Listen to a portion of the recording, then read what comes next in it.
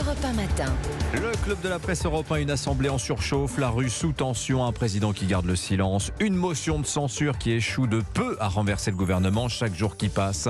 La France s'enfonce un petit peu plus dans la crise des retraites. Avant je disais la bataille, vous savez maintenant je dis la crise des retraites. Plus on s'approche de l'adoption définitive du texte, ça n'est pas encore le cas. Plus la contestation se radicalise. Jean-Luc Mélenchon rêve du grand soir, Marine Le Pen elle veut un référendum, Emmanuel Macron lui joue clairement la suite de son mandat. En a-t-il seulement conscience? On en parle ce matin avec François Calfon. Bonjour François, éditorialiste politique, membre du bureau national du PS, et Eugénie Bastier, essayiste, journaliste au Figaro Vox. Bonjour Eugénie. Bonjour. Je vous demande si Emmanuel Macron en a conscience, car à en croire Cécile Cordunet, notre consoeur des Échos, à l'Élysée, il n'y a pas de crise. Au pire, un incident parlementaire, mais il n'y a pas de crise. Et d'ailleurs, ça se traduit peut-être par ce que va faire le président de la République aujourd'hui. Des consultations tous azimuts, oui, mais dans la majorité, je crois que le seul qui n'est pas de son parti qu'il va voir aujourd'hui, c'est Gérard Larcher à midi. Oui, je pense qu'il y a un certain aveuglement de l'exécutif. Depuis le début de cette crise, l'exécutif ne regarde qu'un chiffre, c'est le chiffre de la résignation des Français. Ils font le pari d'une résignation face à cette réforme des retraites en se disant les Français sont contre, mais ils sont résignés à ce qu'elle passe, ce que disent les sondages d'ailleurs, parce que les Français sont 68%, je crois, convaincus que de toute façon, cette réforme s'appliquera. Il faudrait leur faire ce sondage aujourd'hui. Oui, il faudrait le refaire, exactement. Et ils font le pari que finalement, le vrai problème des Français, c'est le pouvoir d'achat et l'inflation, et que la réforme des retraites est secondaire. Je pense qu'ils se trompent, parce que effectivement, je pense que la réforme des retraites est secondaire, mais qu'il y a quand même une crise politique, une crise de régime très profonde que le gouvernement se refuse à voir, parce qu'il voit finalement dans cette agitation juste la main de Jean-Luc Mélenchon et de la France Insoumise, et ils réduisent l'opposition violente à la réforme des retraites à une agitation de la NUPES. Je pense que c'est se tromper, qu'il y a un phénomène de pourrissement et de déliquescence politique très profond, et que le président de la République a tort de ne pas le voir. François Calfon, attendez, juste crise de régime, je m'aimerais qu'on s'arrête sur cette expression, parce que par exemple, Mathieu Bock-Côté, qui intervient sur Europe 1, parle souvent de crise de régime. Serge July, dans Libération, disait exactement la même chose. Il disait on vit l'agonie du macronisme. On en est là, vous pensez, vous aussi? Alors en fait, avec deux questions, on peut la résumer une seule. C'est-à-dire que Emmanuel Macron, contrairement à toutes les autres formations politiques, il n'y a pas de macronisme, il y a Emmanuel Macron. Et donc dès lors, l'après, il n'en a pas quelque chose à faire, il n'a pas une pérennité à construire avec son parti. Et je crois qu'Emmanuel Macron, de ce que je vois de la période tout à fait immédiate, c'est que il a compris le double corps du roi. Et il a compris que le roi, dans ce moment-là, devait, coûte que coûte, incarner finalement la verticalité, ce qu'il fait. Alors, est-ce à dire qu'il ne voit pas la crise? Quand vous en êtes à convoquer l'ensemble de vos parlementaires qui étaient très superbement absents pour soutenir la Première ministre lors de son discours, c'est que vous voyez bien que c'est en train de fissurer tous les côtés. Ouais. Mais la mémoire douloureuse d'Emmanuel Macron, c'est qu'il s'est vu vraiment mort au moment des Gilets jaunes. Ouais. On lui a soufflé les grands débats. Et il a vu d'une crise qui était réellement insurrectionnelle, où on avait préparé l'hélicoptère pour l'évacuer de l'Élysée, il s'en était sorti. Donc il aborde cette crise-là qui est finalement moins institutionnelle, anti-institutionnelle que l'autre, puisque c'est les formations syndicales, politiques qu'il a en face de lui, donc des organisations instituées. Il n'y a pas de mutation justement de la contestation, vous pensez, ces dernières heures? C'est quand même plus largement une crise institutionnelle au sens où il a en face de lui des forces organisées. Oui. Et donc je pense qu'il se dit tout simplement, alors là c'est vieux comme la droite, après mai 68, il y a toujours juin 68, et que les images de poubelles brûlées, moi je parle d'ailleurs avec des gens qui sont de droite, qui contestent cette réforme, eh bien on voit bien que psychologiquement il bascule tantôt vers finalement la contestation d'Emmanuel Macron, tantôt vers il y en a marre de ce bordel. Ouais, alors j'apporte un peu de biscuit. Alors je lis ça et là que les manifestants s'inspireraient de la méthode hongkongaise. C'est-à-dire comme à Hong Kong, on fait des tas de choses, d'objets, de vélos, de poubelles. Éventuellement, on y met le feu. Et notamment les poubelles sont une matière première abondante en ce moment dans les rues de nos grandes villes. Et puis il y a ces appels clairement à l'insurrection. Je cite Antoine Léaumont, député youtubeur NUPES, qui parle d'insurrection. Il dit il parle de légitime défense sociale face à une réforme violente. Eugénie Bastier, est-ce que cette radicalisation, finalement, elle profitera à Emmanuel Macron dans un second temps? Oui, bien sûr. Je pense que les radicaux de la France insoumise sont les idiots utiles du macronisme. Aujourd'hui, ils s'en servent.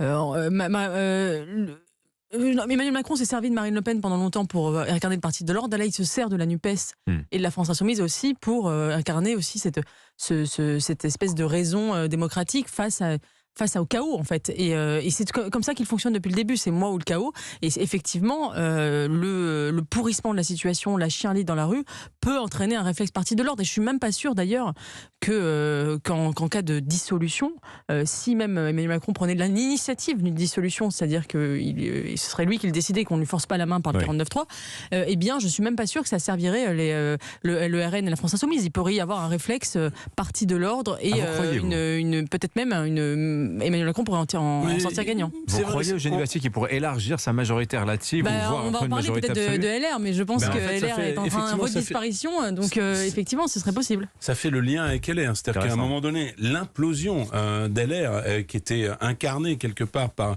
la piètre prestation de M. Marlex à l'Assemblée hier, fait que la nature ayant horreur du vide, la droite tout à fait classique peut mourir d'un coup là sur la droite partisane. Oui. Mais je veux dire, la droite, et maintenant il y a eu un transfert, comme on dit dans le football, à l'endroit d'Emmanuel Macron. C'est ce que dit Jordan Bardella ce matin dans le Figaro. Il dit LR, il y en a un bout qui ira au Rassemblement National et un autre qui a vocation à rallier Vous Emmanuel avez Macron. Remarqué quand même qu'un certain nombre, très peu, mais c'est comment dire, l'avant-garde, un certain nombre de députés LR ont certes voté la motion de censure de Liot, mais par parallélisme des formes, ont voté également, finalement, la motion de censure du Rassemblement National. Et je crois que c'est très simple. C'est-à-dire que la moitié ou les 2/3 des LR chercheront l'investiture, suivant qui sont dans les circonscriptions bourgeoises, comme c'est déjà le cas de Renaissance. Et ceux qui sont dans les circonscriptions populaires, d'ailleurs, il y a eu un appel du pied de M. Bardella, chercheront l'investiture du RN. C'est-à-dire que c'est la fin des Républicains par le grand remplacement à la fois du Rassemblement National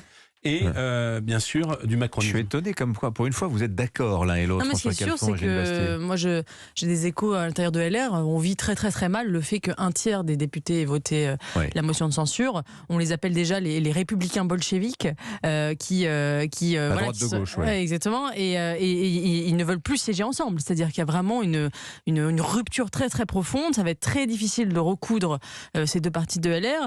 Alors peut-être que ça tiendra jusqu'aux européennes et on verra en fonction du score que fera LR aux européennes. S'ils font moins de 5%, le parti disparaît. Mais alors, est-ce qu'on peut prospérer longtemps sur la faiblesse des autres? Quand même, ça pose cette question-là. Que va pouvoir faire Emmanuel Macron? Qu'est-ce qu'il peut annoncer? Qu'est-ce qu'il peut dire demain?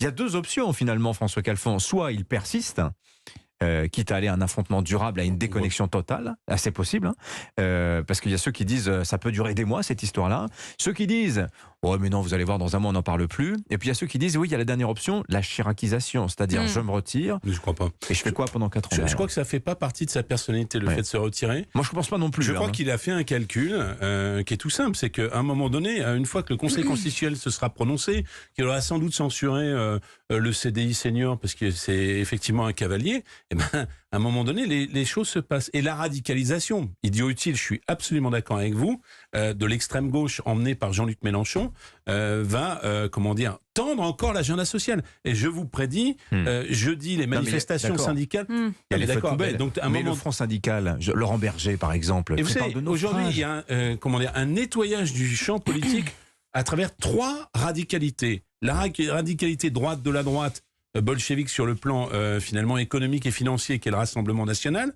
L'hypercentre radicalisé illibéral qui est celui de M. Macron, et l'extrême gauche de Jean-Luc Mélenchon. D'accord, il n'y a plus de place, donc je réponds à votre question, il n'y a plus de place pour Laurent Berger, parce qu'il sera lui-même face à ses contradictions. Il prendra ou non, puisqu'on nous annonce une loi plein emploi qui va être un peu le pansement de la réforme des retraites, et la CFDT dans sa nature, soit elle ira contre toute forme de négociation, mais son ADN est la négociation. Donc c'est la fin de l'expression des modérés. Donc dans cette dites, bataille François, politique. Dans un mois, on n'en parle plus de cette réforme, c'est terminé. Enfin, il y aura une grande amertume, mais il y a eu une grande amertume après les... Mais vous savez, pourquoi... Attends, je peux parler ou pas? Pardon. Eugénie Bastier. Non, pour moi, il y a deux voies qui s'ouvrent à Emmanuel Macron, soit la chiracisation, soit la droitisation, c'est-à-dire soit effectivement ne rien faire et s'enfermer dans une forme d'immobilisme, soit finalement profiter de cette crise pour absorber définitivement LR, et peut-être même d'ailleurs absorber physiquement des membres de LR dans son gouvernement, faire une sorte de gouvernement d'union nationale sur la droite, et de faire une vraie réforme sur l'immigration et d'agir. Je pense qu'il y a deux problèmes de fond en fait qui se posent à notre pays. Il y a deux crises. Il y a une crise institutionnelle de la représentativité, des Français qui ne se sentent plus représentés par cette 5e République, qui marginalise une partie des forces politiques. Donc là, il faut répondre institutionnellement, peut-être par le référendum, peut-être par une réforme des institutions. Et il y a une crise aussi aussi de l'impuissance publique. C'est-à-dire, les Français reprochent aussi au gouvernement de ne pas agir. Ils ont le sentiment que quand il s'agit d'obéir à l'Union européenne, au marché financier pour faire une réforme et la mener jusqu'au bout, même y compris contre le peuple, on y arrive. Mais quand il s'agit de faire ce que le peuple désire vraiment, par exemple d'agir sur l'immigration, sur la fermeture des frontières, là il y a une impuissance totale publique. Et je crois que c'est une crise très profonde. Et Emmanuel Macron doit répondre à ces deux défis qui sont représentation et impuissance publique. François Calfon. En fait, on raisonne tous, commentateurs et acteurs, comme si Emmanuel Macron était un objet politique conforme aux autres. En réalité, il ne procède que de son agenda à lui. Et on oublie une dimension essentielle, c'est qu'il ne se représentera pas. Oui. Parce que les institutions lui interdisent. Oui, mais il a 4 ans encore là quand même. Hein. Oui, mais je pense que... Ça fait 1500 jours. Hein. Après, dans les deux options qui ont été prises, il est évident qu'il ne se chiracisera pas. Enfin, il fera du et en même temps parce qu'il mettra un peu de pansement avec une loi plein emploi dans la foulée, mais que le seul agenda et le seul créneau disponible, et au fond ce qu'il a toujours été, c'était un homme de droite, et que le créneau de la droite, c'est à racheter à 1 euro à la barre du tribunal. Donc il le prendra. Mais fondamentalement, c'est pas ce qui l'intéresse. Ce qui l'intéresse, c'est quelle sera l'alternance. Est-ce qu'il serait si dérangé que ça par une alternance au profit de Marine Le Pen pour pouvoir revenir ensuite? Je sais qu'on est dans le fantasme politique, mais connaissant le personnage, il faut raisonner avec sa psychologie, qui n'est pas la psychologie d'un parti classique. Après, je pense qu'Emmanuel Macron se dit qu'il en a vu d'autres, parce qu'il n'a cessé depuis le début de son premier quinquennat d'enchaîner les crises. Crise des Gilets jaunes, crise du Covid, crise de la guerre en Ukraine. Demain la dette. Demain, voilà, la dette. Donc je crois qu'il y a aussi cette espèce de relativisation du moment, en se disant, voilà, de toute façon, je m'en suis sorti, c'était dans des situations bien pires, donc je m'en sortirai encore, à voir si cet optimisme sera ou pas démenti par les faits. Merci à tous les deux, François Calfon, Eugénie Bastier avec nous sur Europe 1 ce jour.